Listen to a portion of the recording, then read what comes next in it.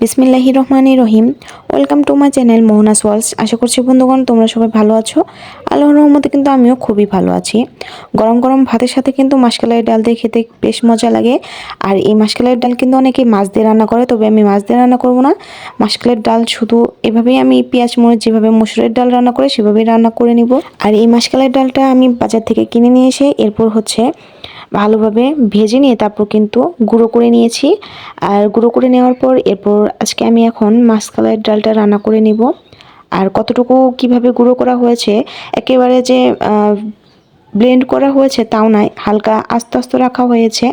তবে যার যেটা ভালো লাগে সেভাবেই কিন্তু করে নেবে। আর এরপর মাসকলাইয়ের ডাল রান্না করার জন্য আমার লাগছে কাঁচামরিচ, পেঁয়াজ আর রসুন। এখানে আমি বেশি বেশি করে কেটে নিয়েছি, যেহেতু আমি এই শাকভাজি করব, তো সে কারণে পেঁয়াজ মরিচ সব বেশি বেশি করে কেটে নিয়েছি। আমি এখানে হালকা কুসুম গরম পানি করে নিয়েছি। আর মাসকলাইয়ের ডাল রান্না করার জন্য আমার কুসুম গরম পানি লাগছে। তো এটা কিন্তু ঠান্ডা পানি দিয়েও গুলিয়ে নেওয়া যাবে, আমি হালকা কুসুম গরম পানিতেই গুলিয়ে নিয়েছি। আর এটা যদি দলা বেঁধে যায় তাহলে একটু নাড়াচাড়া করতে করতেই দলাটা ছেড়ে যাবে, যদি না ছেড়ে যায় ডাল কুটনি দিয়ে ছাড়িয়ে নিলেই হয়ে যাবে।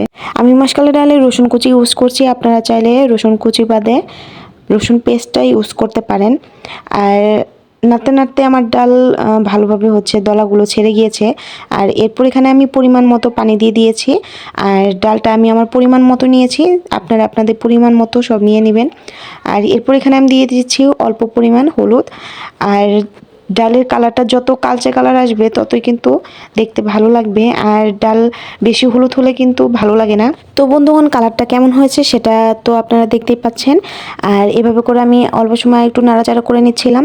আর পরিমাণ মতো কিন্তু পানিটা দিয়ে নেবে। আর এরপর দিয়ে দিচ্ছি পরিমাণ মতো কাঁচামরিচ, পরিমাণ মতো পেঁয়াজ কুচি, পরিমাণ মতো রসুন কুচি। আর এগুলো ভালোভাবে আমি এখন একটু পরে 10 মিনিটের মতো ভালোভাবে জাল দিয়ে নিব। আর এরই মাঝে কিন্তু মাসকলাইয়ের ডালটা হয়ে আসবে। মাসকলাইয়ের ডাল রান্না করতে বেশি সময় লাগে না।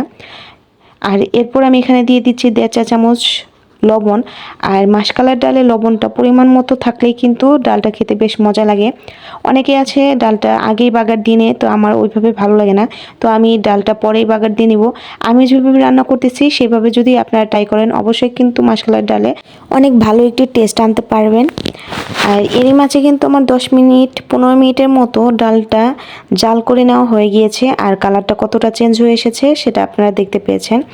এরপর আমি ডালটা নামিয়ে বাগার দিয়ে নিব। তো কাঁচামরিচটা আমার কাছে কম হয়ে গেছে, মনে হয়েছে ঝালটা কম, তো সে কারণে আমি বাগারে কাঁচামরিচ দিয়ে দিয়েছি অল্প কয়টা। আর পরিমাণ মতো পেঁয়াজ, পরিমাণ মতো রসুন কুচি দিয়েছি।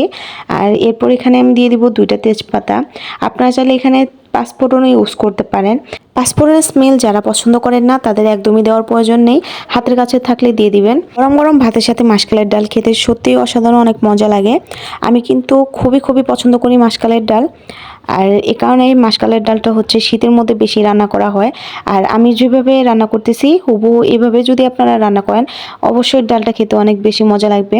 আমার ভিডিও যদি আপনাদের কাছে ভালো লাগে অবশ্যই একটি লাইক, সাবস্ক্রাইব, কমেন্ট করে পাশে থাকবেন। আশা করছি ভিডিওটি অনেক বেশি ভালো লাগছে। আর এরপর আমি বাগারটা দিয়ে নিয়েছি। আর এভাবে বাগার দিলে ডালটা অনেক বেশি মজা লাগে। আর যারা ধনিয়া পাতা ইউজ করতে চাও, স্মেলটা পছন্দ করো, ধনিয়া পাতাটা দিয়ে দিতে পারবে। আর এভাবেই আমি এখন ডালটা রান্না করে নিয়েছি। ডালটা আমার প্রায় রান্না করা শেষ। আমি এখন বাগার দিয়ে নামিয়ে নিব। বাগার দেওয়ার পর বেশিক্ষণ জাল করতে নেই, তাহলে বাগারের গ্রানটা চলে যায়। আর এরপর আমি নামিয়ে নিয়ে অল্প একটু ভিডিও করে নিয়েছি। আমার নতুন পুরাতন সমস্ত বন্ধুদেরকেই বলতেছি আমার সম্পূর্ণ ভিডিও দেখার জন্য অনুরোধ জানালাম। আশা করছি ভিডিওটি অনেক বেশি ভালো লাগবে। নতুন পুরাতন সমস্ত বন্ধুদের সাথে দেখা হচ্ছে নেক্সট কোনো নতুন রেসিপিটিতে। এই রেসিপিটিতে ভালো লাগলে অবশ্যই লাইক, সাবস্ক্রাইব, কমেন্ট করে পাশে থাকবে। আজকে তাহলে এখানেই বিদায় নিচ্ছি। ভালো থাকবে বন্ধুরা, আল্লাহ হাফেজ।